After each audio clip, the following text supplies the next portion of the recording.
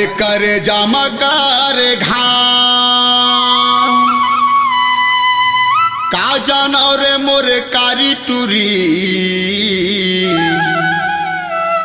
तोरे माया हो ही वो का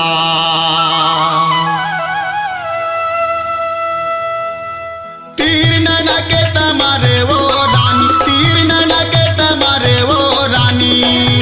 अरे करे जामा करे घाम का जाना रे मैं कारी टूरी तोरे माया हो ही वो का जाना रे मैं कारी टूरी तोरे माया हो ही वो का तीर नैना के तमारे वो रानी तीर नैना के तमारे वो रानी अरे करे जामा करे घाव का जाना रे मैं कारी टूरी तोरे माया हो ही वो का जाना रे मैं कारी टूरी तोरे माया हो ही वो का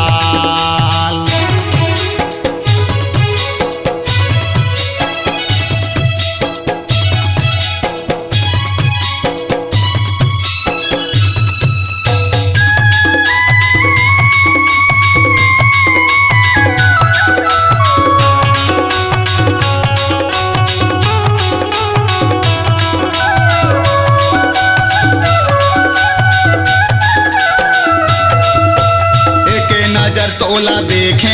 मोरे गाँव एक मड़ई मेला माँ खड़े रहे गौ की मैं हरे वो सनत पान ठेला माँ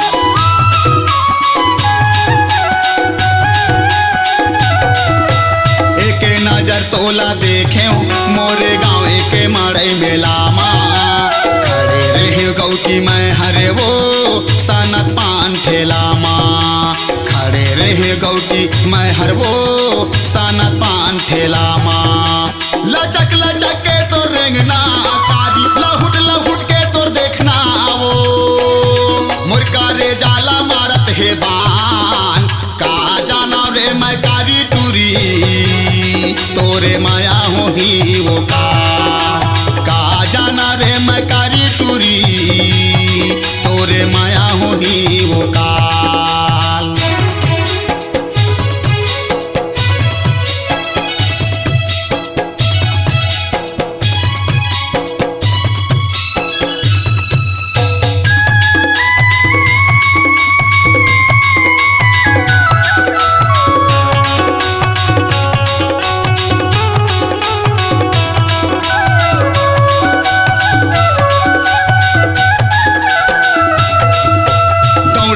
गए वो तीर माँ कारी देखे ता मुहा सुखा गे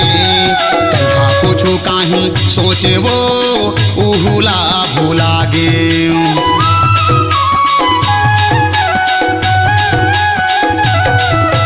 दौड़ाते गए वो तीर माँ कारी देखे ता मुहा सुखा गे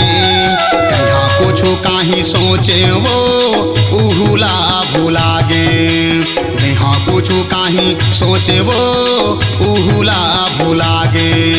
नहीं देख मैं है तोरे यसन वो नहीं देख मैं है तोरे यसन वो मुर्का रे जाला डारे हचान का जाना रे मैं कारी टूरी तोरे माया हो ही वो का जाना रे मैं कारी टूरी तोरे माया हो ही वो का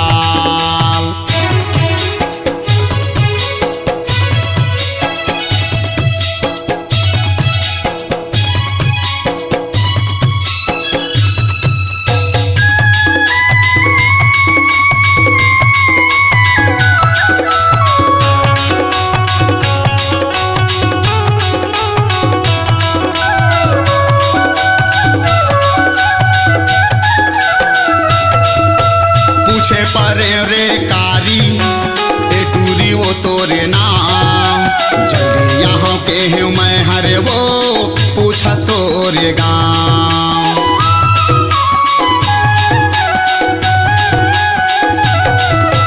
दे देते टूरी वो तहा कारी तोरे माया के छाम ले लेते तोर संग मकारी रे जिउराला जुड़ा ले लेते तो संग मकारी रे जिउराला जोड़ाए। का जादू डारे है तहावो कारी, का जादू डारे है तहारे कारी। अरे छूटा थे मोरे परान, का जाना रे मैं कारी टूरी, तोरे माया होही वो का जाना रे मैं कारी टूरी, तोरे माया होही वो काल। तीर न लगे तमारे वो गोरी, तीर न लगे तमारे वो रानी।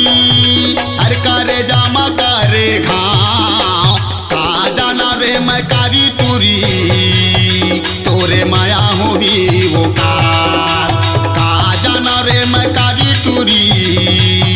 तोरे माया होही वो काल। का जाना रे मैं कारी टूरी, तोरे माया होही वो काल। का जाना रे मैं कारी टूरी, तोरे माया होही वो काल। अपनी आवाज को दीजिए एक नया मुकाम। डिजिटल रिकॉर्डिंग की दुनिया का जाना पहचाना नाम स्वरांजलि, जहां गूंजती हैं ध्वनियां अपनी माटी की सौंधी सुगंध के साथ। छत्तीसगढ़ी संगीत के विविध रंग जो पहुंचाते हैं पूरे प्रदेश में डिजिटल रिकॉर्डिंग के संग। स्वरांजलि स्टूडियो, नेमीचंद गली नंबर 2, गंजपारा, रायपुर।